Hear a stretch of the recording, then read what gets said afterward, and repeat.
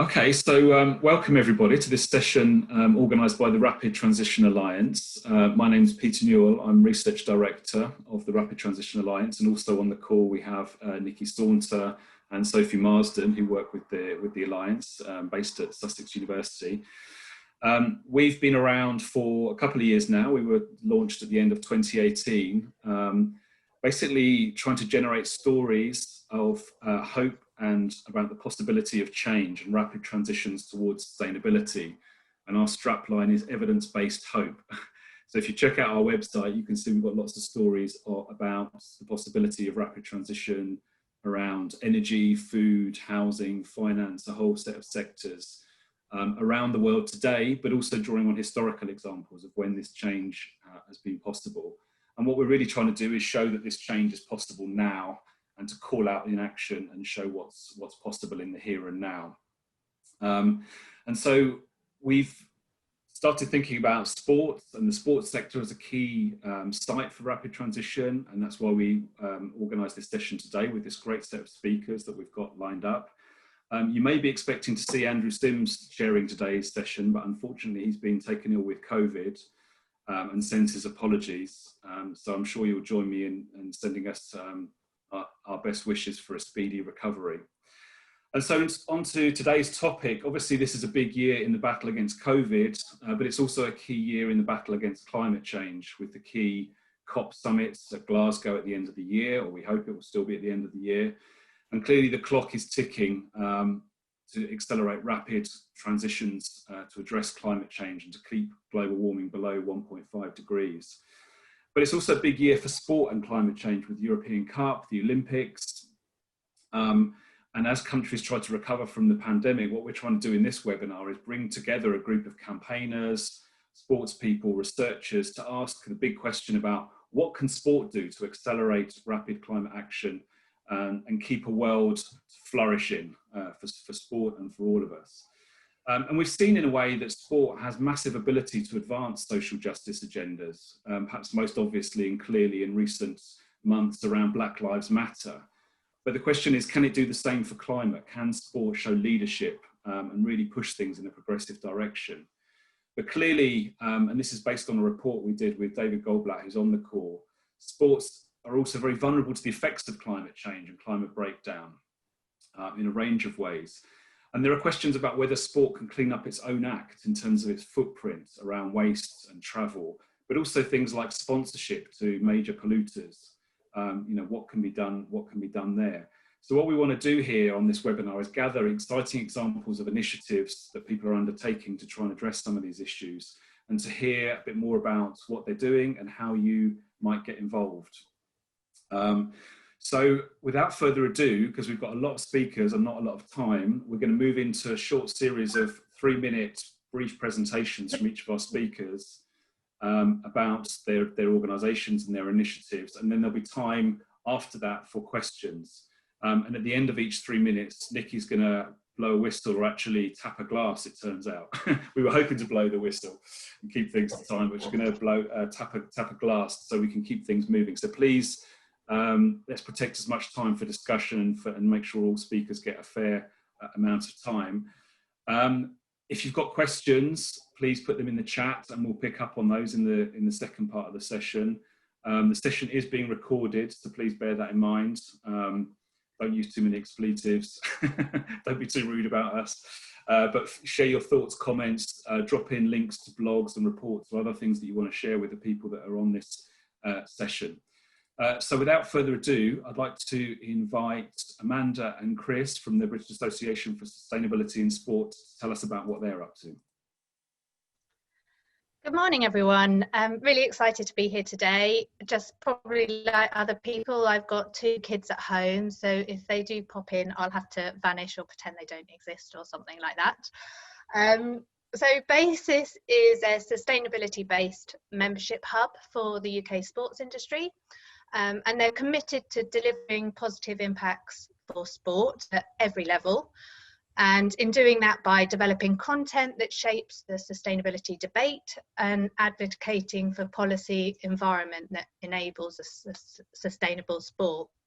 It's been going around 10 years, so we've built up a really good, rich network of insights. I sit on the executive board, which advises on the general direction of travel, and that's having worked for London and Tokyo Olympics, music events, and the ATP tennis tour. But I mainly work for corporates in the food industry. So in particular at the moment, in bringing together the industry to speak with one voice about climate and packaging. And the reason I've mentioned that specifically today is because that's a core agenda item for BASIS over the coming year, of trying to bring together messaging around sport into one place and provide a coherent message to government so that sport can come back in a more sustainable way. But also because I think it highlights the uniqueness of sport, who can speak and communicate, engage with the general people, the public, us, its fans and audiences, and they're more likely to be inspired and actually listen.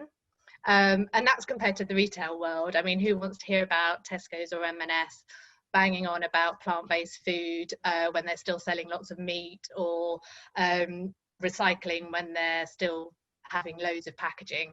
So, but one of the main challenges that they have in the retail world is around competition in this space, and that they don't work effectively together, which has left consumers confused and therefore not engaged.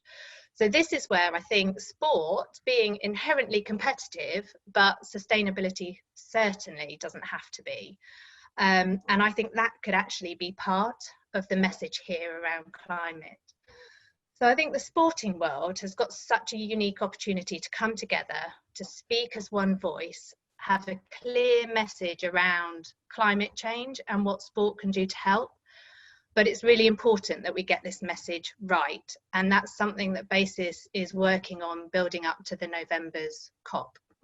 So in summary, for my 3 minutes, I would love to see how we can come together across all sports and governing bodies and initiatives, and how we can collaborate. What can we do to collaborate over this year? And how we can speak as one voice with perhaps a joint vision to drive that sustainability performance in sport. So I look forward to hearing from you in the rest of the session. I think that's my 3 minutes, but if Chris has anything to add, he'll be here for questions throughout the session as well. Thanks, Amanda. Thank you. Right, thanks very much, Amanda. So we'll just move straight on to Katie Rood. Hey everybody, nice to see so many people here come together for this. I am Katie Rood. I play football for Lewis FC in the Women's Championship here in the UK, and for the New Zealand national team. Although with all the COVID stuff going on, we obviously haven't had a lot to do recently with the national team. So I thought I'd just kind of tell you a bit about my story and how I got kind of involved in this this realm of things.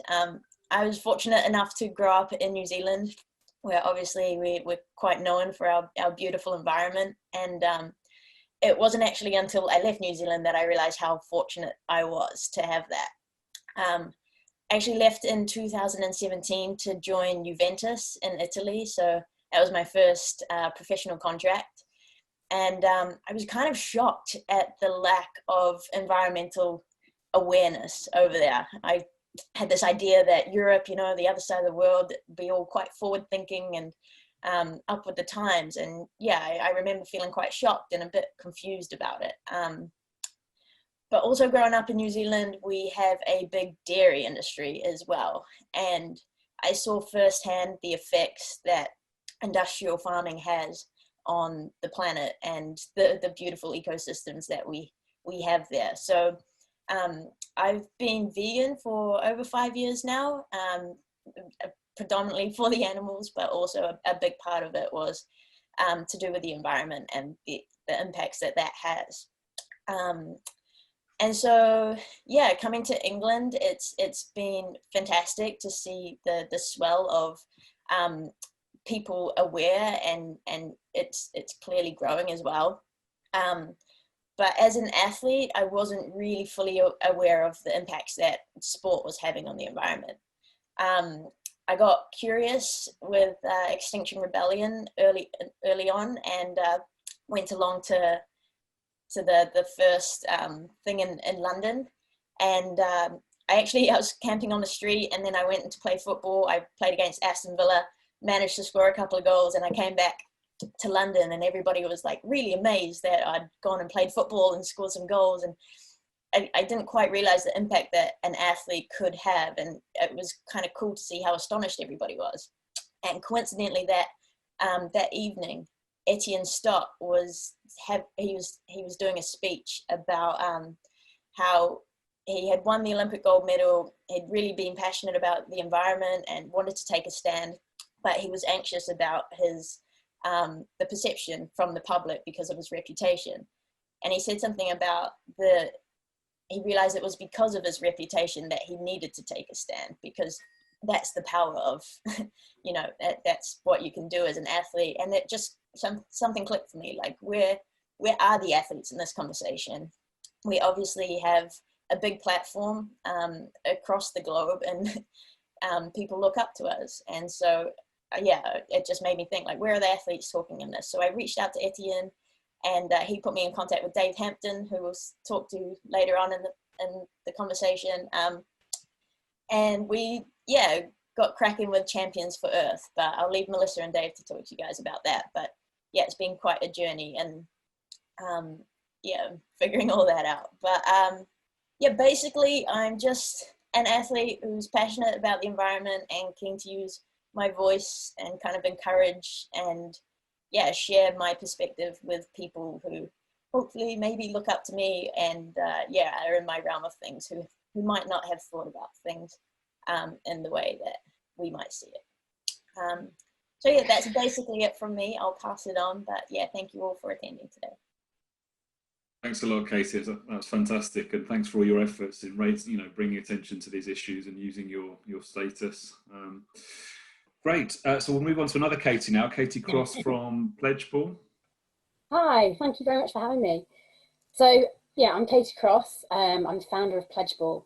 So the aim of Pledgeball is to empower individuals through primarily the power of football. So it does this by demonstrating to people the individual impact that they can have through small lifestyle changes. Then it shows them what impact they can have directly in terms of reducing their carbon emissions alongside their fellow fans, and pits them against opposing teams so they can see how much impact they can have. So for example, I'm based in Bristol. Bristol City Stadium has a capacity of 27,000, and if 27,000 people reduce their shower time to 5 minutes, that equates to taking over 2,000 cars off the road. So the impact directly on carbon emissions is potentially huge. The thing that is even more exciting, and in fact we're looking into at the moment with a pilot research project with a colleague of mine, Dr. Mark Deutsch, based at the University of Brighton, and his master's student, is that we're looking to see how engaging in this way and showing people what they can do has an impact on people's mindsets in terms of their environmental awareness and their feelings towards addressing climate change. Because a lot of research suggests that people don't engage because they feel completely disempowered. They feel like it's a huge problem that's out of their hands. More and more pressure is being placed upon the need to change people's everyday behaviour. And in fact, the thing that I found really exciting working in this field is that research that has been done, for example, by a group called Life Tackle based in Europe, has found that actually an overwhelming majority of people would like to do something about climate change. They just don't know how to go about it, and they feel that their individual impact would be minimal. This Life Tackle survey found that 83% of the football fans that they surveyed actually did want to do something about it, and it was those two barriers that stopped them from doing anything. The other thing that's been really exciting when we've worked in this field is, as I've delved more and more into the world of football, is realising what a potential platform for change it is. You've got this heterogeneous group of people coming together on a regular basis for one common cause and bringing this emotional aspect to it, which provides a perfect opportunity to initiate lifestyle change and then provide this kind of support network and reinforcement through the regular fixtures to bring about habitual change. The main barriers that we've faced when doing this has obviously been the pandemic primarily, because clubs tend, anyway, we found, to think really about the upcoming season, and with the pressures placed on by the pandemic means that this has been even more of an issue. And secondarily has been the lack of research. So those are kind of fields we're looking into. But yeah, that's where we're at the minute. I hope that makes it clear, and I'll hand back to the next speaker. Thanks very much, Katie. Very clear indeed. So I'd like to pass on now to Melissa and Dave from Champions for Earth. Hello, I'll hop in first. I think we're going to address a question each about, firstly, what is exciting about Champions for Earth's engagement with the issue of the climate emergency? And so we're a collective of athletes. We're looking to grow increasingly, and our focus has been that largely till now, athlete engagement with the climate emergency we feel has been sparse. But looking at the two areas of sports and this climate emergency, we felt like there were so many shared threads about legacy and teamwork and courage and striving for something in a situation where you're under pressure. And so with those things, we feel that there's a very strong connection between what athletes focus on and what's needed in our approach to the climate emergency. So what Champions for Earth is looking to do is to build on that so that athletes can be role models and voices for the types of changes that we need. Dave is going to look, I think, at some of the key challenges that we're kind of continuously aware of in doing that. Thanks, Melissa. Yeah, I was a GB athlete in 1980, which is a long time ago, 82. So, but yeah, Champions for Earth has been a dream for a very long time, reconnecting the sustainability consultant in me with what seemed like this gaping opportunity for people in sport to speak out, and it's desperate for that. I've done a radio for 10 years, eco radio, got sports people on. The thing that always surprised me was just the untapped, huge enthusiasm for speaking out about climate change just beneath the surface. And to keep a very long story short, very short, as Katie mentioned, Etienne joined Champions for Earth, Katie joined, Melissa joined, and by the end of this year we had 310 people, thanks mainly to Melissa's hard work, who were all writing a letter to the Prime Minister saying, do more on the green recovery. So really exciting. The main challenge is, I think, is maintaining a level keel, because this isn't a sprint, and athletes are used to sprinting and getting things fixed in 10 seconds. And this is a 50-year thing, which we're halfway through. There's a wonderful hashtag that Lou from Eco Athletes in the States uses, which is hashtag climate comeback. And this is the second half, and sport is moving. So excited to be here. Right, thanks very much, Dave and Melissa. So we'll move now to Spirit of Football, which is Ulrika and Richard. I guess they might divide up their time as well in the same way. Yes, and I will start. And can you hear me? Okay. I'm here in Germany, and this is the German section of Spirit of Football in Erfurt. We've been around for 15 years, and we conceive and deliver workshops in schools and community centers, and with displaced people in Germany, all over the world also. And I just wanted to tell you briefly how we started with the climate challenge. We started conceiving workshops in 2019, so very recently only, and where we delivered workshops to kids in schools in 5 German federal states. It's all about trying to make the Sustainable Development Goals more accessible to the kids, delivering it through fair play football and art, theatre, etc. And this has made quite a noise. So also we've been noticed by people who hadn't really looked towards us before. And one of the nice things is, for instance, that Fritz Keller, he's the president of the DFB, which is the German Football Association, donated 1% of his income to us this year. The DFB is, after all, you know, the single largest sports organization in the world, which means about over 7 million members. And he advertised, he publicized this quite widely. So I think that may be one of the methods to get this into the world, that this is important. And I would like to pass the ball on to Richard so that he can tell us something about the Ball project. Super. Hi, folks. Nice to be here from India in Chennai. So I'm Richard. I'm 20 years as a frontline humanitarian worker in conflict zones and loving the looking at this conflict through the lens of sport for climate action. Now, we also have an additional project called the Ball Project. It's gone on since 2002, and a ball travels from Battersea Park in London overland to each of the World Cups. It delivers a message on its way, and it profiles things like people with special needs, displaced communities, etc. And on the way, it has a whole host of stories that it tells. Now, what we recognised this time was that the climate emergency would be our focus for the next 2 World Cups. We're going to back-to-back the Men's World Cup in Qatar and then continue to New Zealand for the Women's World Cup.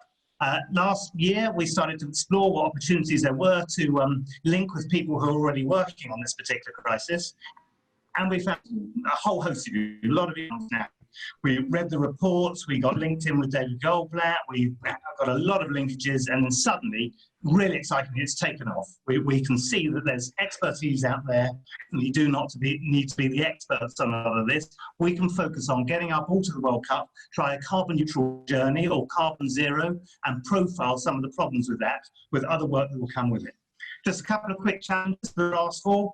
One was that we very much noticed that there's the linkages with a wider global network. We're very keen to know what is out there. We've seen it comes very much amongst ourselves. We see a very kind of privilege at the moment, and we're very, very sure that there's a lot of people out there who want to act now, who can see that there's a need to communicate this message in a very articulate and in a way that people can grasp, and that wider network. And then the second one we're really trying to keep a focus on, and I think Katie referred to it earlier, was to keep this message positive. We want to kind of focus more on being for something as opposed to really being against something. Thank you. Thanks very much, Ulrika and Richard. So now it gives me great pleasure to turn to Elliot from Football for Future, particularly because he's wearing an Albion shirt. So Elliot, over to you. Brilliant, thanks guys. I'm going to try and speed through. Great to be here and to see so much energy in this exciting space, including a number of people and organisations who've been great sources of inspiration for Football for Future. My name's Elliot, I'm a Brighton fan, climate scientist, development practitioner, and I specialise in movement building. So yeah, the climate and ecological crisis is going to be defining of humanity, and the future of football is going to be affected too. We believe that football can help itself and the planet by embracing sustainable operations, both in terms of direct environmental bootprint, but also significantly due to its invisible power and influence in our national discourse. Fortunately, we're starting to see signs of football waking up to this issue, with pockets of energy emerging across the community in the UK and abroad. And yet there's no popular platform for sustainability in English football. And this is where Football for Future comes in. So I discovered this about 5 months ago when looking for job opportunities. So I picked up the phone, called a couple of fellow football fans with specialist interests and skills, and here we are. So we want to become the #1 place for everything to do with sustainability, specifically in English football, in a similar sort of way that Kick It Out is for racial justice. So our pillars, environmental and economic sustainability, we believe that these must go hand in hand. Representation of and empowerment for every person in the football community who shares our vision. So we are by the football community, for the football community, and trustworthiness. So in 5 months, we've almost completed our registration as a charity. We've recruited a specialized team, a board of trustees. We're really happy to have David Goldblatt on board. We've launched our website, footballforfuture.org, check it out. And we've secured our socials. So we're probably going to start posting in February. So if any of the team watching, then maybe they could pop our handles in the chat. So our mission is to facilitate a more sustainable culture in and beyond our national sport. So primarily, we want to provide an inclusive, trustworthy, cool, and accessible platform for fans and players alike. Secondly, it's communication. This is really important, and it's in 3 parts, so language, storytelling, reporting. Often in development, we use sophisticated terminology and buzzwords, but the language we use like rarely clears the defender at the front post. So we are passionate about fan-friendly messaging, using the language of football coupled with engaging and creative graphics. We want to storytell and amplify voices, for example, climate refugees in English, grassroots football, or professional players or fans from climate vulnerable countries, and report on effective sustainability precedents happening not only in our domestic game, but international football, very little of which is actually being reported on in English. Critically, we want to try to popularize effective ideas and ask how these can be replicated. So, and then the third part of our mission is eventually to support existing initiatives and run future campaigns. Our key challenges are: one, keeping up with what's happening so we can report on it. Two, as football fans, we understand and respect football fan culture. So if this isn't taken into account, this will be where our mission starts and ends. Three, football's a business, so we should demonstrate consumer demands and cost effectiveness. Four, funding. Everything's been voluntary so far, so fundraising and grant seeking is high on our agenda. Five, recruiting a third and final trustee. So we're prioritizing people who are not middle-aged men. So if you'd like to know more about this opportunity, please email us at info@footballforfuture.org.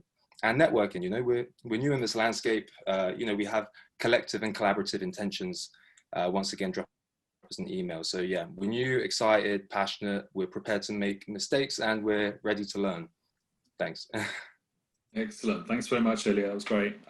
So I'd like now to turn to the philosophy football gang. So that's Mark and Hugh, over to you. If you're able to split your 3 minutes between the two of you, that would be fantastic. I don't know who wants to kick off first. Yeah, go for it, Mark. Okay, can you hear me? Yeah. Okay. As always with any philosophy football presentation, a product placement. This is the T-shirt that we produced, that Hugh designed, co-founder of philosophy football, for Euro 96. So you can see that our products last. And it really illustrates, I think, what we'd like to contribute, which is the idea that football is a space where ideas are contested. And the idea behind this shirt, which was Euro 96, so it's 20 years prior to the referendum, was that Europe is something that unites Europe. Football is something that unites Europe rather than divides Europe. So there's all the 16 different nations, and it says a month that unites us through football. And in each flag, there's the word football in the language of those nations. It's a very simple idea. 20 years later, Britain votes to leave the European Union. There wasn't one politician on the Remain side who made the point that as we were voting to leave the European Union, England, Wales and Northern Ireland are desperately seeking to stay in Europe for as long as possible at the European Championships. Not a single politician made the connection between the fact that the most Europeanized institution in British society is football. And I think it's a very similar idea around the climate emergency and football. Because football is, alongside boxing and middle and long distance running, the most global sport. There's no sport which comes close to, in terms of a team sport, than football. So it represents a global emergency and a global response. And the particular issue for me as a fan is that if you follow football, it involves travel, invariably air travel. From 96, Euro 96, persuaded me that I wanted to travel following England.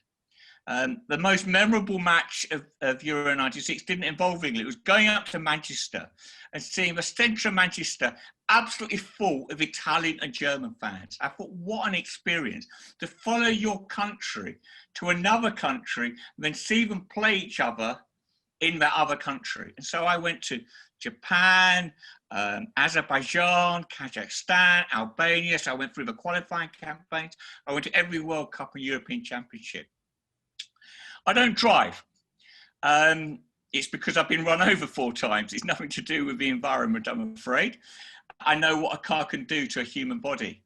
So how do you travel around a World Cup or European Championship if you don't drive? public transport and you take your bicycle. It's a fantastic way of experiencing a World Cup. So I think one of the things, a really practical thing that we could really promote, World Cups, European Championships, Champions League, all kinds of deals could be struck with rail and bus organisations. So you get a cheap ticket if you're following your team or your country across Europe or across the world. Bicycles. Have you seen the size of the car parks at Wembley Stadium? I can count the number of bicycle spaces on 2 hands. I lived in Tottenham, but like Peter, I'm a follower of Lewis. I could walk to the ground in Lewis, but I used to cycle to the ground from Stamford Hill, about 1.5 miles. There was nowhere to park my bike apart from locking it to a lamppost. Actively promote the idea of cycling to games. Euro 21.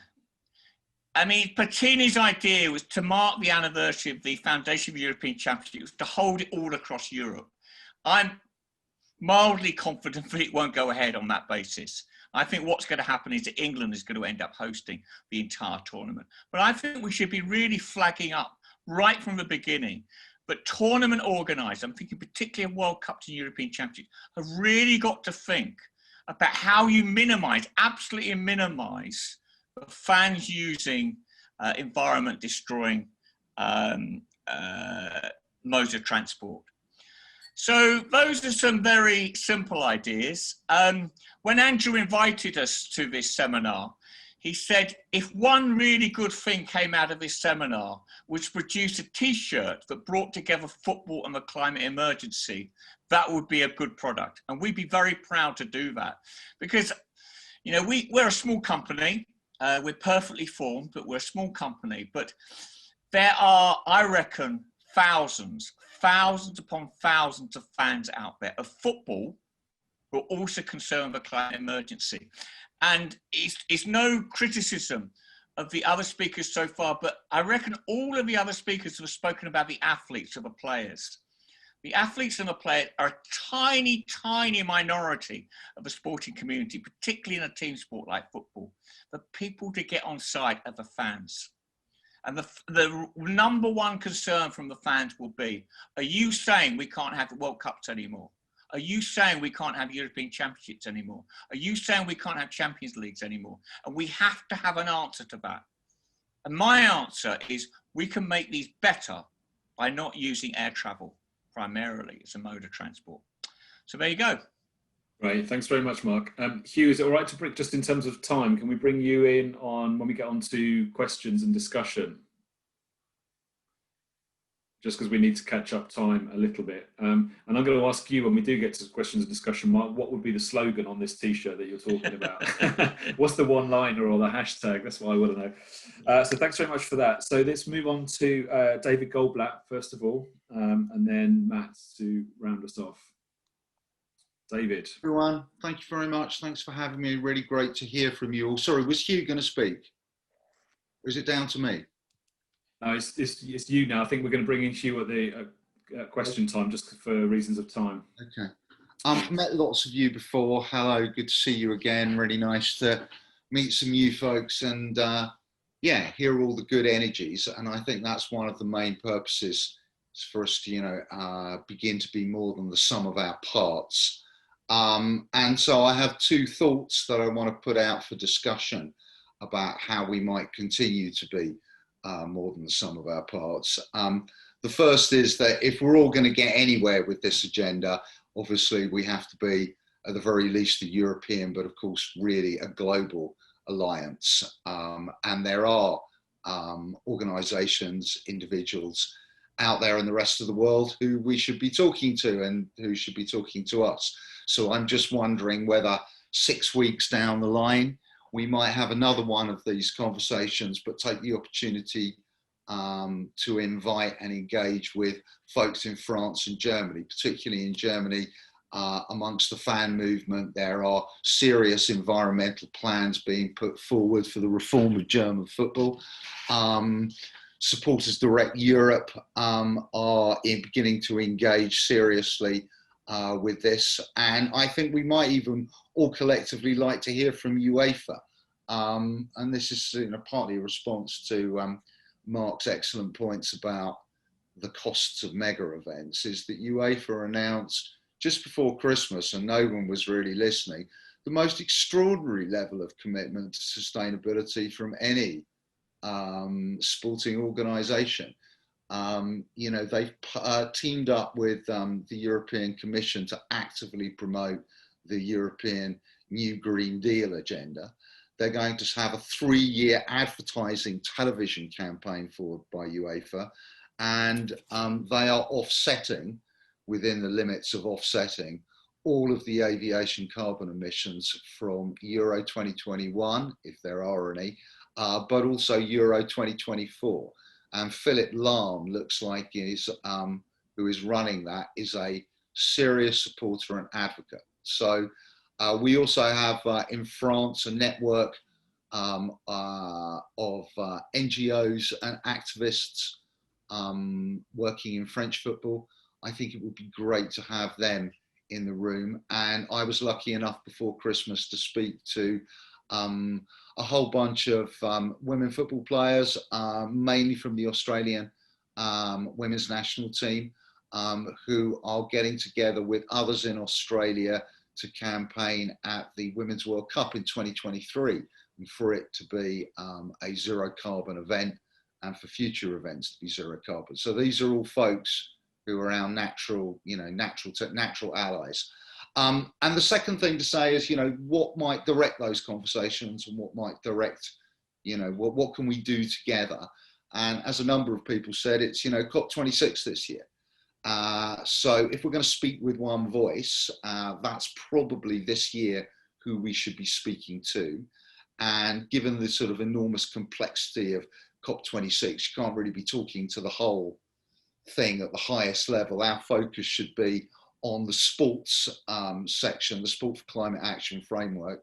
And maybe we should all be having a conversation again, a month down the line, where we say, what should, if we're going to apply some pressure and get some coverage, that's collectively where we can do it. I mean, I personally think that we should be calling for a much tougher climate action framework from the world of sports. We have set the bar way, way, way too low, and all the pressure needs to be on saying, come on, can't muck about with 2050 people, it's 2030, et cetera, et cetera. And that's a conversation, but I just sort of put that out to everyone, that's a conversation perhaps we can have 6 weeks down the line. I'd be pleased to, open the conversation and make some suggestions and think about where we might, collaborate, or what we can agree upon. But that might be a kind of way forward. Thanks very much, David. And hopefully in this next part of the session, we can open up that conversation about what would it look like? What would be a sort of coherent set of demands, or how do we raise that level of ambition? But before doing that, let's turn to Matt for the final word on this before we bring in the audience and move the conversation on. Over to you, Matt. Okay, 3 quick thoughts. One on performance and consumption. Professional sport is becoming more and more the marketing arm of the sports industry. Performance drives sales. In my sport, cycling, there's a law that says that only bikes that are available for sale by everyday consumers are legal, and sports equivalent equipment these days tends to be made of carbon fiber, so it's made of oil. I've worked at a cycling event in Berlin over the past few years that has a children's day. 7 and 8-year-olds turn up on brand new miniature versions of bikes used by professionals. This is consumption, not performance. Consider the Colombian cyclist Nairo Quintana. His first mechanic collected the oldest, heaviest parts, made machines that would build Nairo up. They were bikes with zero financial value. Nairo's ridden to 3 Tour de France podiums so far. Think of African kids using footballs made of rags, cricketers and baseball players who hit bottle tops with sticks. Takeaway thought number 1, low budget and low tech are perfectly compatible with high performance. Learn from the developing world. Second, the top world tour teams and events in cycling are coming late to this issue. 2 trailblazers of the Deceuninck Quick-Step team, who say they generated 1.2 million kilograms of carbon dioxide in 2019, and Movistar, who say they generated a seventh of that amount, 175,000 kilograms. Good on them for making a start, although neither team says how they make their calculations. It's easy for teams and event organisers to shuffle emissions off their account sheet. The flights that bring teams and even more so fans to events are neither, strictly speaking, on the team's account nor on the event account. Thirdly, sport faces another problem, a culture of bullshit numbers. An example I used to write press releases for major sports events. On the final day, we'd always publish the event in numbers. I'd fish around for accurate figures, but mostly what I was given was off-the-cuff bullshit and told, just write this. That press release would go out, and we'd start the following year's event with a similar press release. I'd ask sponsors for accurate figures, and they'd send me back the numbers I knew had been made up the previous year. So I think it's good that teams and events and sport is starting to face the issue of carbon footprints. But don't forget that cycling teams are funded by the PR and marketing arms of large corporations, as are many events. So we should be sceptical about initiatives made outside the framework of credible and expert partner organisations. Those are my three initial takeaway thoughts. Thanks very much, Matt. That's fantastic. Lots of food for thought there, and thank you all of you for sticking as closely to time as possible. I think a lot of coherent things emerging here, and lots of overlap in some of the things that people are mentioning. So one thing I'd like to do now, well, firstly encourage broader participants and people who are listening into this, is to pop their questions into the chat so we can direct those to specific speakers, or if you have a general question for all panelists, please drop that in and we will try and get comments. But the sort of questions that we had, that Andrew had proposed to frame this session, were what single thing, and a few of you perhaps mentioned this already, but what single thing would most accelerate rapid transition to zero carbon sport? What will zero carbon sport look like? So I guess that's picked up on something a few of you have said, like, can we raise the level of ambition? Can we think, across all different dimensions? And we've mentioned travel, perhaps less energy use, food, catering, all these sorts of things, the broader challenges of consumption that Matt was just talking about. What would that look like? What elements would it have to cover? And how can sport best send the message that the climate emergency matters to its fans? So I guess that's picking up a little bit what Mark was saying, like, how do we bring the fans into all of this? It's one part of it is about athletes being role models and pushing out key messages and asking awkward questions, and that's really important. But how do we mobilise that huge, the millions of people worldwide that are enthusiastic about sport and follow their teams, but increasingly also have an environmental conscience? So those are some of the big questions I was hoping we'll cover in this next part of the session. If people want to just put their hand up if they want to chime in on that, I'll keep an eye, and hopefully Sophie and Nikki will help me on the chat if people want to throw in questions. So Dave Hampton, I can see, has got his hand up already. Over to you, Dave.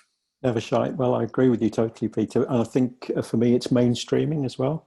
I think, rather than staying in our boxes as the sports sector of the climate change piece, I think we have to be out of that box. And for example, Sports Personality of the Year awards, I'd like to see all of the finalists in that having an opinion on climate change. I think the single thing that would accelerate this would be, it's simple, it's bold, authentic leadership. Simple to say, much harder to do. And if you can get that from the very biggest names in each sport, I don't think there's any one person, but effectively the Rashford effect as well. And it's happening, but it doesn't take a huge amount for the biggest name in any single sport just to say, I'm really concerned about climate change on the BBC mainstream, and things shift. Maybe we need to set up a sports climate personality of the year and get some awards around green or climate criteria. Great, thanks. Who else wants to jump in? Katie? I mean, I'd back up what Dave said. It needs to be about promoting the kind of good that is done. The fact that when sports are involved with engaging with climate change, that is really promoted and sold. And David touched upon the fact that the Sports Climate Action Framework doesn't ask for enough. At the moment, there are no obligatory targets for sports organisations to meet in terms of climate change. There are voluntary certifications they can sign up to. There's nothing obligatory. And that is a real barrier for sports clubs to get involved, because their pressures are all about marketing, money, the immediate, the short term. So we need something like, not necessarily obligatory frameworks, but better publicised targets that sports clubs have to achieve in terms of being green. And this goes into fan engagement as well. I mean, Mark talked a lot about fan travel, and I know David's paper in the past has found 70%, well, he's talked about this research paper that found that 70% of carbon emissions from a single football fixture, for example, comes from fan travel. So if we can engage the fans and empower them and show them the power they have and use sport for that, I think we're going to get a lot more people willing to engage with climate change because they see what power they can have. In a way, what I'm hearing is, well, there's a couple of people, others want to come in. So it sounds like it might be a combination of sort of bottom-up pledging, fans demanding things from their own clubs, but then also trying to lock in regulations and precedents and expectations from above. Is that right? Through like FA or UEFA or whoever it might be.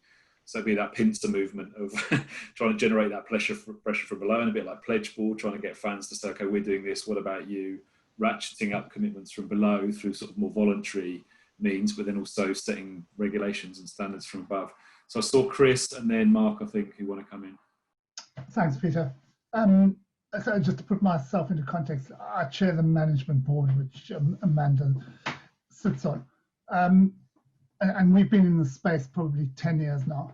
So we've kind of seen it right from the start and, you know, tried to drive the conversation right from the start about the importance of, as Amanda very eloquently put, you know, having a message that resonates right across sport, that you don't have this kind of diffusion of the message by lots of different, through lots of different channels.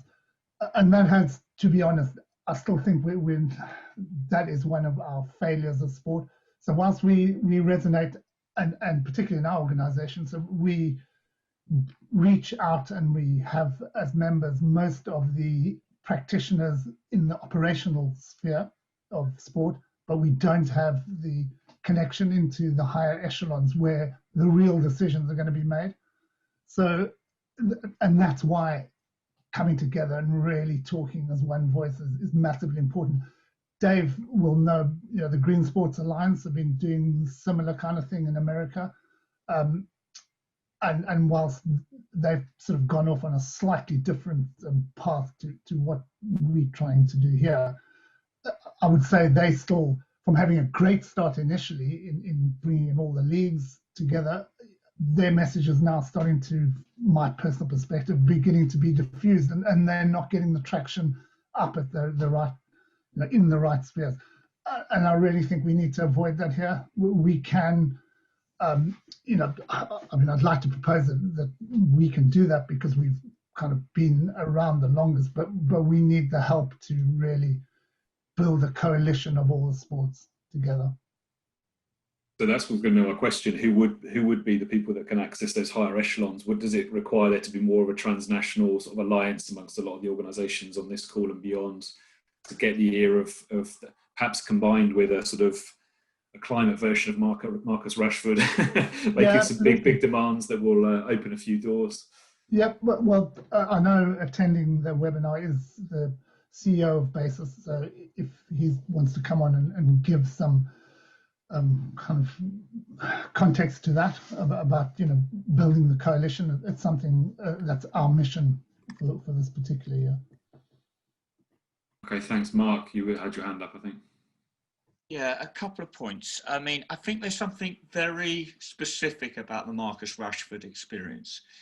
He has had an impact because he used a food bank as a child, or his mother did. And I think that really reaches out to people. I'm very trying to think of the right adjective. I'm not a big fan of the entire idea of a role model. I think Rashford is the exception, not the rule. And the idea of millionaire footballers preaching to the great populace about what they should be doing about the climate emergency fills me with fear. Political fear, if you like. I really would urge not to go down that route. Obviously, if Raheem Sterling or Harry Kane want to sign up to this or that petition, that's great. But to see that as the forefront, I think is an incredibly bad idea, because I think you just need to trawl through their record on travel, air travel in particular, and I think it'll be full of holes. And we've seen that with Meghan and Harry. for example. The second point I want to make, and this is more specific to football than any other sport, because it's a team sport with a massive spectator following who travel internationally. I think the question that I would, and I don't have an answer to this, but I think if we're going to take this seriously, particularly in the context of Euro 21, from memory, the next European Championships is in Germany. The next World Cup is in Qatar. The World Cup after that, I'm trying to remember where the one after Qatar is. But, you know, what's going to be the answer to the fan who asks us, are you taking the Champions League away from us? Are you taking the European Championships away from us? Are you taking the World Cup away from us? Now, the numbers who travel are relatively small. You know, I went to every tournament between 96 and 2012. 99.9% of people who watched World Cup 2018 watched it from home. But the experience of being able to travel is very important to the culture of football fan culture. So I'm not asking for an answer today, but a serious campaign has to have an answer to the fan who says, are you telling me I can't follow Spurs or Liverpool or Manchester City or Manchester United to the Champions League final in Istanbul next year? You've got to have an answer to that. Thanks. So yeah, David wants to come in, and then I'm going to pause and just hear from Nikki and Sophie about any questions that are coming in on the chat that I've missed. Yeah, David, over to you. I respond to Mark's point, and I agree with him that the whole preachy model of role models, particularly in the environment zone, is tricky, particularly in football. On the question of transport and air travel, I mean, I think the interim solution, further down the line, I think we will genuinely, 15, 20 years down the line, have to have a debate about the scale of travel.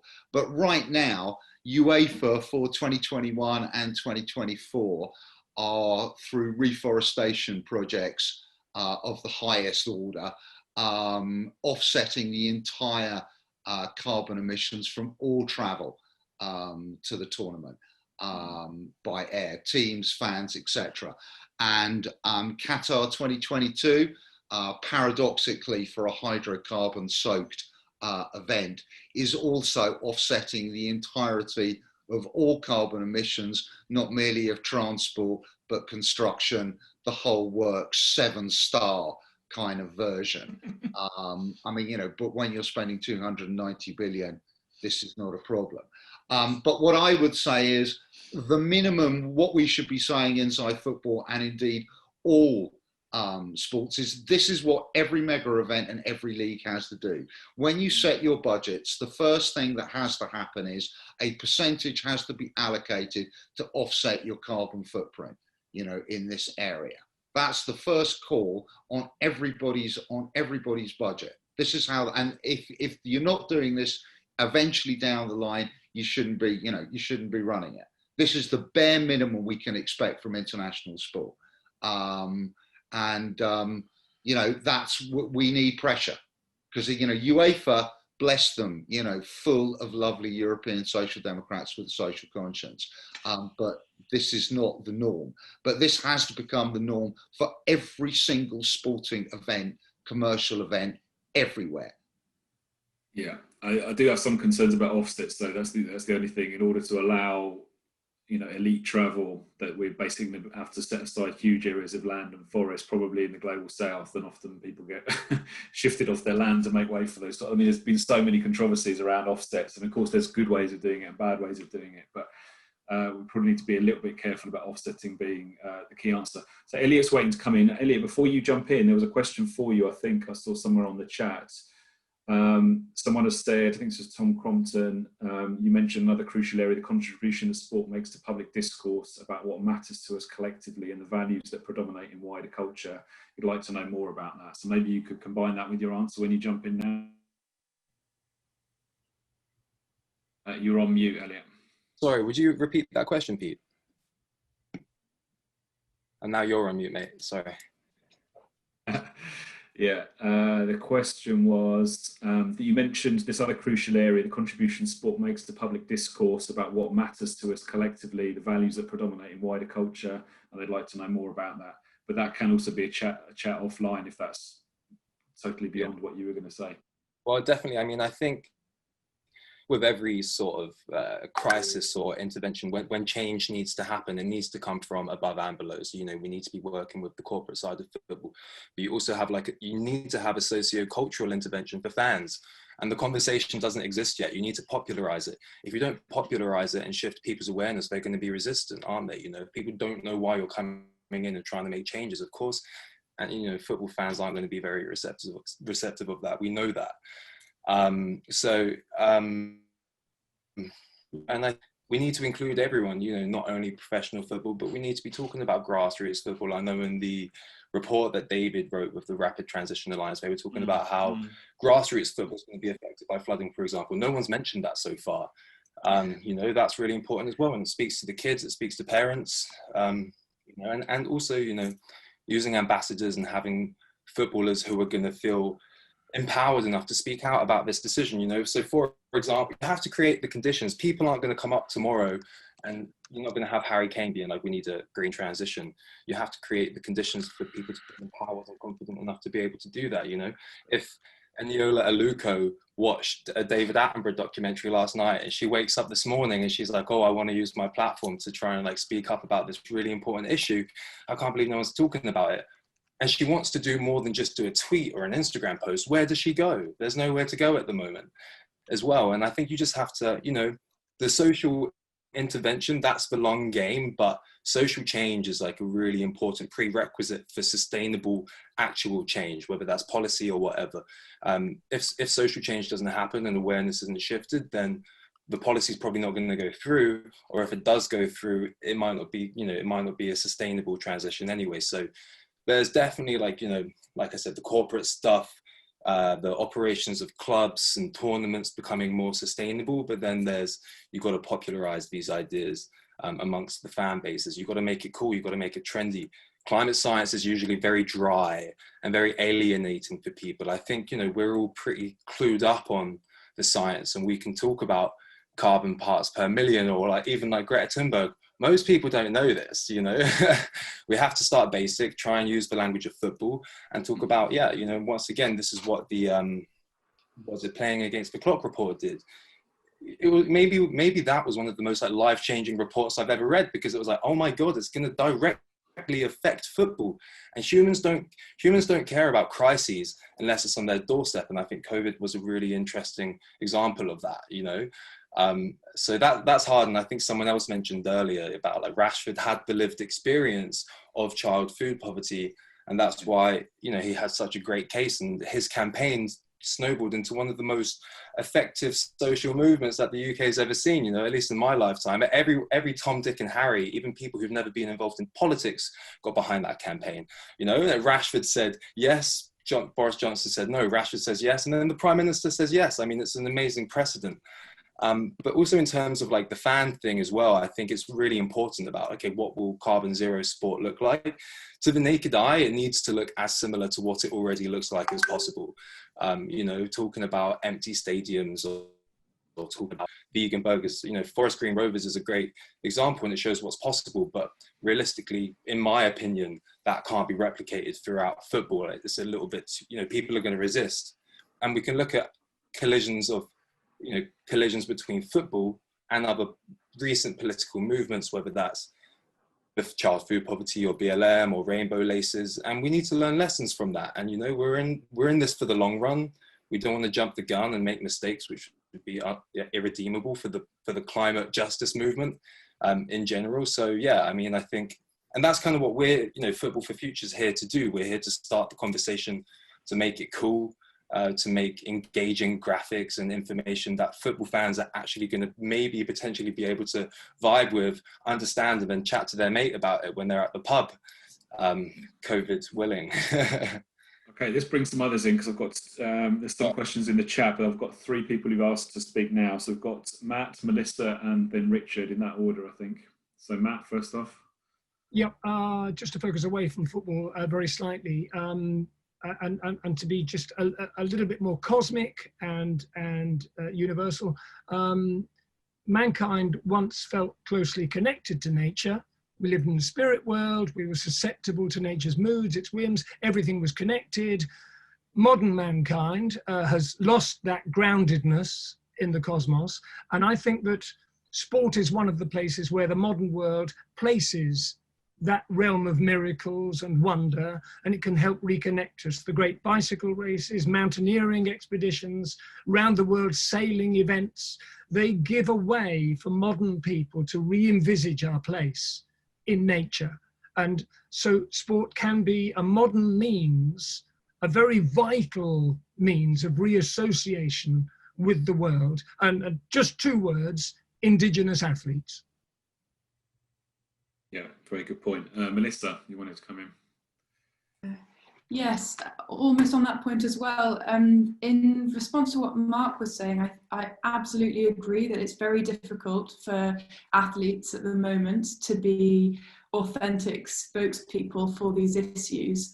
But my 2 wonderings about that would firstly be that if as athletes we don't speak out on these issues, then is there not a risk that silence is a form of complicity or is understood to be an agreement with the status quo? And secondly, if we can take means as sporting bodies and with athletes as part of those sporting bodies to reduce our emissions, to move towards zero carbon, then I think that we do have a role to play as role models, because what Peter said earlier about there being some bottom up movement and some top down, I think actually I had a discussion with David a few months ago about what sport can be doing to clean up our own backyards. And what we found in the summer was that it was difficult for the 310 Olympians that we did gather to turn to the government with conviction and force and tell them what they should be doing about their environmental policies, whilst sport as a segment of our society is such a contributor to carbon emissions. But if we can be moving and pushing towards sport sorting that out about itself, then it gives us a much better platform to in turn turn to those in real power and say, actually, look, we've done what we can, and this needs to be happening on a bigger scale and right across the board in the arts and film and broadcasting and all of that. But if we don't stand where we can, everybody in our society is, or barring a few truly exceptional people, are hypocrites in some manner when it comes to climate change, because it's barely possible to live in our society without using fuel in some way or other. But if we don't take opportunities when we can to speak out about these issues, then we lose what chance we have to make a change, and we let things move in the opposite way to that which they should. So I think those would be my 2 observations in response to Mark, your very valid points. Thanks very much. So I've got Richard, and then Katie Cross wants to come in again. Hi folks, thanks a lot, and really fascinating discussions here. And I just want to kind of flag from where I'm sitting. I'm sitting over in Chennai in India at the moment and spent most of my life overseas. And with the Ball project, we tried really hard to kind of connect the dots on this kind of global network. And I can pretty much guarantee that most of the football fans that I know of ever met don't sit in the West. The majority is sitting out in Asia and India and China and all the other places. And I just want to put a cry out there, and this is the idea about this kind of a global alliance and how we've really got to get this moving. That we've got to put a lot more focus on a lot of the fans who don't have the privilege of travelling, who don't have access to a lot of these matches, a lot of the kind of the street games, a lot of the kids I'm knocking around with here, etc. And just to make sure that when we tie this up, we notice that most of the carbon emissions in sport don't come from these people. You know, they come from a very privileged group of people in Western societies, and how we can kind of bring that voice to it, and most probably the 2.5–3 billion fans who are out there who are victims of particular damage that we're talking about. Just keep that flag flying when we're talking about this global alliance. Yeah, thanks. Yeah, very good point. Good reminder. Katie, you wanted to come in? Katie Cross? Yeah, thank you. I wanted to respond, well, firstly to what Melissa said. And in fact, somebody mentioned this in the chat about the problem is that when athletes step forward, they can open themselves up to criticism. But that actually is a general issue. It's a general problem for people engaging with climate change, in that they feel that they have to do things perfectly. And if we can have people who stand up and say, well, I'm not doing things perfectly, but these are the things I am doing, and this is the impact I'm having, and that applies to stadia as well as athletes, then that sets a really good precedent, a really good example. and starts to diminish that barrier to people taking action on climate change. The other person I just wanted to respond to was Elliot's point about engaging fans and using kind of fan language and getting them on board. And he mentioned that actually a lot of people wouldn't want to get on board. The thing that I have found really surprising when looking in this field is that actually there is a majority of people, as I mentioned before, who are really keen to get on board, but they don't know how to go about it. And it's not clear, and I thought, as Elliot has mentioned, that it would be a huge thing, but actually it is a minority who aren't keen to do something. So if we can just show them the correct way to go about it, what they can do, then I feel like it could be a real kind of wave of movement who persuade other people to get involved. And touching upon the grassroots, the importance of grassroots, as again, Elliot mentioned, also it was mentioned in the chat, it is absolutely crucial to involve grassroots teams, because that's where you get a group of people going to these games on a very regular basis. You know, with the Premier League, it's very rare that you're going to get somebody going every time. But with the grassroots teams, the non-league teams, you have a perfect opportunity and a really amazing example of community from which to initiate and sustain behaviour change that reduces carbon emissions. I think that's a really good point. We've seen that a little bit during COVID, right? Like some local teams providing food banks and sort of repurposing themselves as sort of community social organisations as well. So I think there's definitely scope to do more of that. One question we've had in on the from the listeners was around sponsorship and corporate sponsorship of sport, and what would happen to that in terms of the sustainability and the financial model of elite football, at least, if we are serious about trying to restrict funding from air companies, for example, or oil companies in some cases, etc. How do we tackle that element of players having ridiculously, particularly football perhaps, but other sports as well, very, very high wages, the need for elite amounts of money, but if we're at the same time we're wanting to bite the hand that feeds by restricting fossil fuel finance, for example, how we deal with that one. So Amanda, you had your hand up on that one. Go to the unmute.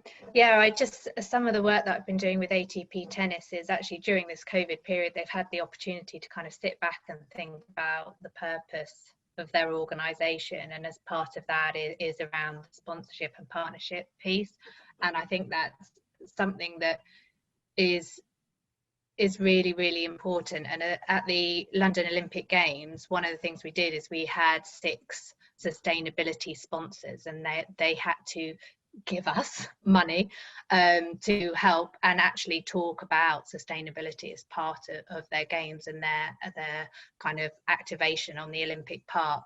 And it had such a good and a positive response, but it doesn't seem to have really evolved anywhere else, and pushing that within some of the other organisations hasn't really come to fruition.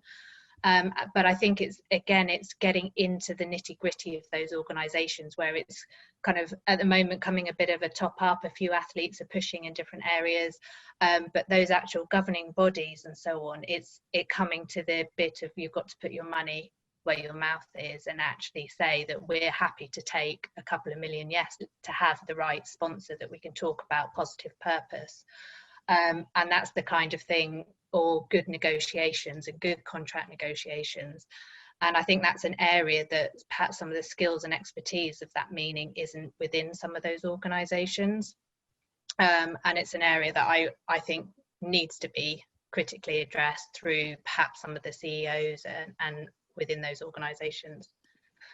Kind of on that as well, just on another point from what other people are saying about linking it back to a retail example is the Tesco's world of linking in. They've recently launched a new initiative where they're going to halve the environmental impact of an average shopping basket.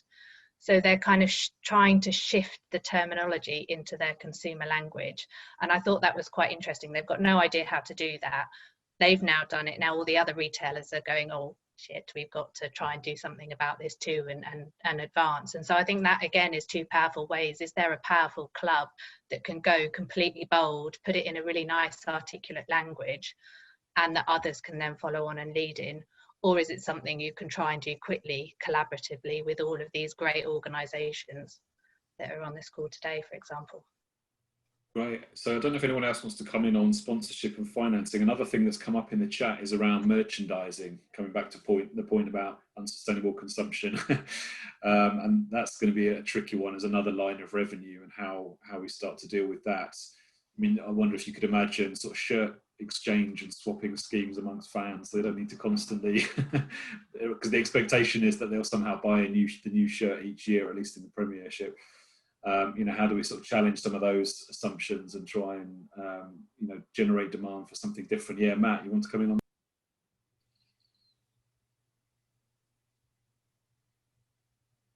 You're on mute, Matt. Apologies. Yes, on sponsorship, and it's a point that's been made before, the necessity for a kind of coherent voice. What I see happening, not just in sport, but in culture in general, is certain elite institutions and bodies and organizations that feel that they have the heft to be able to say no to major corporations on whatever ground it be, environmental issues and other issues. It works like a kind of a toothpaste tube, where those big sponsors get squeezed down towards smaller organizations in sports, smaller, poorer sports. The amount they're prepared to put in rises as their undesirability grows, and then in the end you get relatively small sports getting huge injections, irresistible injections of money from organizations who are deemed undesirable elsewhere. And so there's this kind of osmosis that can only be countered by the kind of coherence that is currently lacking. And of course, 2 points that need to be made. One is that if you go and buy any academic book on the study of corruption, there will be a sports body, normally FIFA, in the photograph on the front cover. And well, let me leave it there. I've forgotten the other point. Let me leave it there. So that's another whole can of worms, isn't it? Sort of good governance of sport and corruption, and severing some of those ties between the elite sports officials and corporate sponsors of one sort or another. Anyone else want to come in on sponsorship, merchandising, consumption, those sorts of issues before we move on to something else? Can't see any hands raised on that issue. So I guess the other thing, I mean, it's bubbled up from what Melissa and Katie and others were saying, is about what are the appropriate spaces or intervention points to have these critical conversations. As a few people have said, some sports people are wary because of their own carbon footprints and being part of what some academics call the polluter elite, with the size of their house, or, you know, the amount of air travel they do, whatever, that they're concerned about being called hypocrites, and therefore there's a strong disincentive to speak out. And of course, there's elements of the media that are only too happy to jump on it and try and silence basically anyone who raises these concerns, overlooking the fact, as Melissa said, that the sorts of societies we live in, I mean, a lot of us are locked into high carbon lifestyles, whether you want to or not. So because of that silencing, how do we make safe spaces to have these critical and honest conversations about, you know, no one's perfect. Everyone is, you know, generating emissions of one sort or another, but somehow we're trying to move in the right direction. So maybe the Pledgeball way is the way to go. You just this incremental, I'll do this if you do that type approach of just ratcheting up commitment, trying to build this community that's working its way through this without claiming to have all the answers. I'm just wondering what concretely it looks like to start these critical conversations. Yeah, Mark. Yeah, very, am I unmuted? Yeah, a very practical idea. We've got the European Championships coming up. It brings together 24 European nations. Many of those countries' fans will be in England or Scotland at some point during the tournament. What we did with this T-shirt, we organised an event on the South Bank, and we had an assembly of fans from all the, in those days it was 16 nations. Why don't we try to bring together on the eve of the tournament in London, those 24 nations fans? Not necessarily with this kind of panel, but the fans aren't necessarily environmental activists, to create a dialogue around what would a European Championship look like, which actually challenges rather than reproduces the climate emergency. And I think that would attract a lot of interest, a lot of media interest, and it'd be quite a platform. And there'll be disagreements. There'll be fans saying, you're taking our game away from us. Let's hear those disagreements. Don't smother them. That's a very practical idea, and we'd be delighted to help organise that. That's a really good suggestion. And in the sort of last 10 minutes, I want to sort of move us on actually to a bit more concrete discussion about next steps and how we might work together. But anyone else want to chip in on any of the other issues before we move into that part of the discussion? Yeah, Matt. Okay, there we are. I'm on. Yeah, if it's okay, just one point. There was a very apt comment in the chat from John Fellows about, you know, is contact being made, is pressure being exerted, and communication and education being directed towards television producers and sports commentators and also sports journalists. And I think that that's a very, very important point as far as communication is concerned. Earlier in the year at the Tour of Italy, what you might call, what I tend to call a post-indigenous cyclist called Jonathan Caicedo won stage 3 on Etna of the Giro d'Italia. And after the stage, in his interview, he thanked his family, he thanked his teammates, and he thanked the Paramo, he thanked the mountains. And as an interviewer, I would have instantly said, tell me more about that. You know, here is someone with an indigenous background saying thank you, as it were, to the spirit of the mountains. And a journalist who perhaps isn't attuned to that is missing out on something that's absolutely fascinating, and missing out on the opportunity to travel a very great distance from our culture, as it were, into a place that allows us to look back at ourselves and be more aware of where we are in these issues. And so that type of conscientization, giving a conscience to people, or an awareness to people of this, I think is very important. And I think you have to go, one of the things, as John mentioned, one of the things that's very important for this whole movement and this whole area that we're working on together, is to go straight to the television producers. They have real power. Thanks very much. Anyone else want to come in on that, how to engage media and commentators and so on? Yeah, Dave. Well, it's just pointing out the blindingly obvious, but the sponsors are also the sponsors of the media networks. It is all connected. So those honest conversations have to start somewhere. And there's a lot of organisations with huge image problems who take up sponsorship of sport to try and address that. So it can be literally biting the hand that feeds you. Not suggesting that's what we do, but that is what we're up against. I guess it might also mean that some of those big brands are also quite vulnerable if they're sticking their neck out and their placards are all over key events and people are asking awkward questions about their role in financing the climate crisis or whatever. I guess there's some reputational risk on their part. For the moment, they obviously think it's low, but I guess it's for us to sort of change the dial a little bit on that. I just saw a couple of hands go up. There's Richard and then, Chris and then Katie, I think.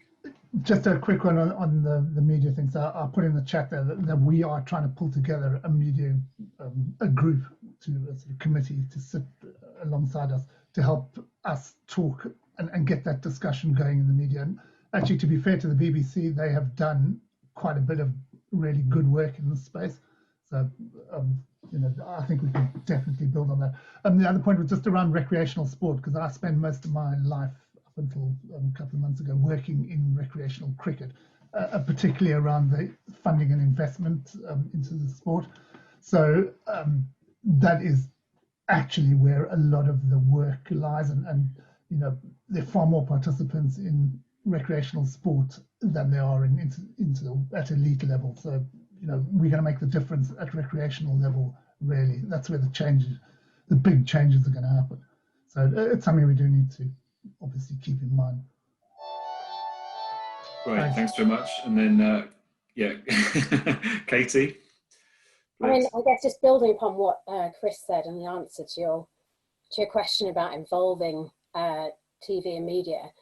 I mean, you mentioned earlier about having that kind of two-pronged approach. So you make sure you put the pressure on from the top, but you involve the fans. You know, we have to remember that they behave like that because of the popularity. So media behaves like that because of the response from the fans. So again, it's really important that we maintain, that we remember we approach them, the media, separately, and that we engage the fans so that pressure comes from below. Because it isn't only about getting, like I said, direct carbon emissions, which, you know, carbon emissions to be reduced by fan behaviour directly, but it's more importantly that market pressure, that changing fans' mindsets puts upon sponsors, top clubs, etc. I mean, Elliot talked about Forest Green Rovers earlier, and they punch way above their weight in terms of sponsorship, simply because they attract people like Quorn who are interested in corporate responsibility. And if we have more sponsors who follow that way because fans are engaged and are interested, then it's going to put pressure on those top clubs to become greener. So, you know, we just need to remember that two-pronged approach again, that we approach from the top, but we also make sure that the fans are engaged and they know their own power and their influence. Thanks. And talking to Forest Green Rovers, someone put a comment in the chat about have a look at Vince Dale's manifesto, which is doing the rounds, I think. So I don't know if that has sort of concrete ideas about what clubs can do. So we've got about 7 minutes left by my watch. So in this final part, what I'd like to do, and again, in an invitation to Nikki and Sophie, if there's other questions that I've missed in the chat, which is almost certainly the case, do flag them. But I want us to now sort of just take the last few minutes to really think about concrete steps about how we might work together. There was already one suggestion from David, I think, about organising something in about another 6 weeks. We've had 1 or 2 suggestions, like from Mark, about convening some sort of fan-based event prior to a big thing where, you know, that people are travelling to, where we can sort of have some of these difficult conversations or up the ante. But what else? What are the sort of concrete things? Clearly, there's possibly some work to do around COP, scope for sort of stunts and media work. Possibly a game of football amongst different fans, or we could have heads of world leaders playing climate football as they try and, you know, pass responsibility to one another by kicking the football around. There's potential, lots of scope for sort of mobilising fans, trying to apply pressure at higher levels, you know, raising awareness about these issues. But does anyone else have concrete things they'd like to see happen over the course of this year, really, I guess is what I'm referring to. Anyone else? Yeah, Melissa. I think with Champions Firth, we want to try to make sure that in the run-up to COP, the obvious thing that happens before that, or an obvious thing, is the Olympics, and that going into that, the UK and Team GB isn't just looking to be a world leader in sport, but is actually that athletes and teams within that are trying to use that as an opportunity to be world leading in how they're addressing this climate crisis. And so we're starting to look at how we, I mean, we've got ambitious ideas about what does it look like for Team GB to be carbon offsetting or rebalancing what it's doing when it flies a team of athletes out to Tokyo. And then how do we create firm links between the legacy that that word will be thrown around so much in those months running up to and through the Olympics, and how do we connect that to COP26 that happens weeks later, really, and make sure that when the UK has the presidency of COP26 with that we're tying in as much as possible that idea about what's it mean to work together, to overcome challenges, to create a true legacy for future generations. Sounds like a fantastic idea. Just trying to sort of think through what would that legacy look like? What form could it take if we were taking climate emergency more seriously? I mean, one thing several other people have mentioned at different points during the call was the need for more research on this. Like, do we actually know what's being done? Can we start sort of accumulating more data, or making it more of a requirement or an expectation that different sporting organisations record, obviously not just their carbon, but water use, a whole range of things, a whole series of sustainability indicators that are more meaningfully comparable, and that you can start to do rankings, a bit of naming and shaming, all of that, just getting some of the raw data about, just to flush out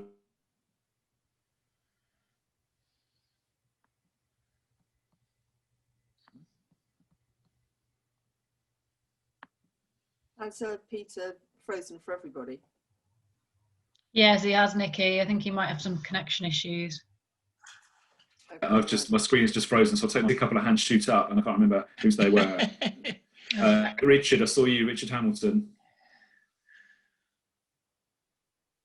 Hi there, just a couple of things. Firstly, and this comes to the point of the COP, is that the Spirit of Football for the Ball project, we're going to launch the project at the COP26.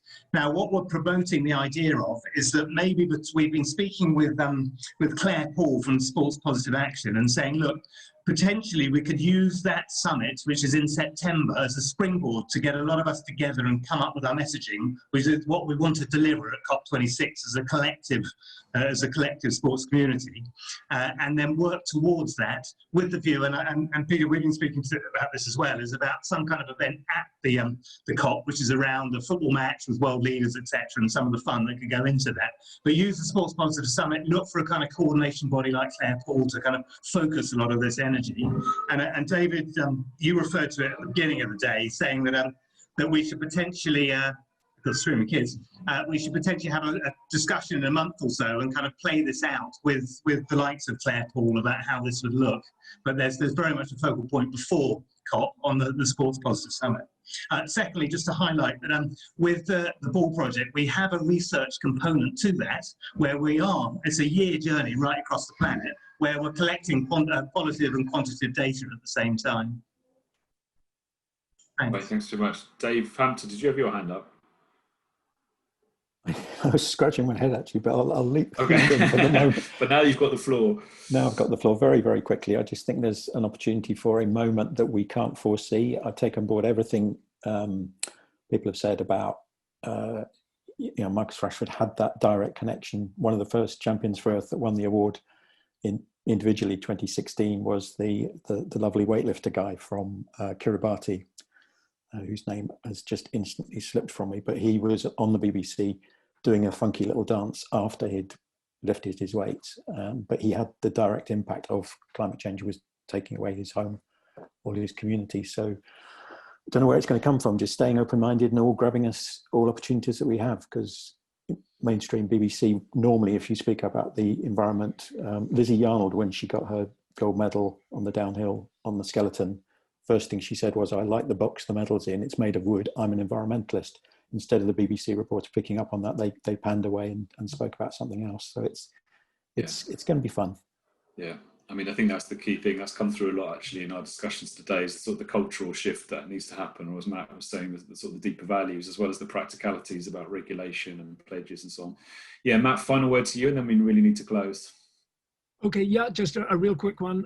It's very easy to speak about climate change as if it wasn't an emergency, and as if this is something that we can work on now with a view to having effects in a decade or so's time. That's not good enough. From a journalistic point of view, there are climate change athletes who are competing on the international stage. I know a young man who's once again a cyclist in my sport. His parents grew potatoes in Colombia for 2 years. There was zero rain. They were completely ruined, displaced to Bogota. In Bogota, he started cycling. He's just ridden the Giro d'Italia. He'll probably ride the Tour de France next year. He's a climate change athlete. They're all around us. Thank you very much. And so with that, I just want to say I think we should reconvene possibly in 6 weeks, something like that. Once Andrew's hopefully recovered, we'll re-engage this community and try and have some really concrete strategic discussions about next steps and how we can work together, because that's clearly one of the other things, is sort of globalizing this conversation or socializing it beyond this group of concerned individuals and all the initiatives we're involved with, which are fantastic, but clearly it needs to go much broader than that if we're going to confront the climate emergency. So all that remains for me to do is thank all of our speakers for a fantastic set of interventions and a really stimulating conversation. And thanks to all of you for joining and for sharing details, questions, initiatives, links. We'll hold on to all of that and share that with you. And of course, this has been recorded, so we can share this more widely for those that weren't able to attend. So good luck with all your campaigning. Thanks for all the inspiring work that everyone's doing. And let's be in touch. Thank you very much. See you later. Thanks.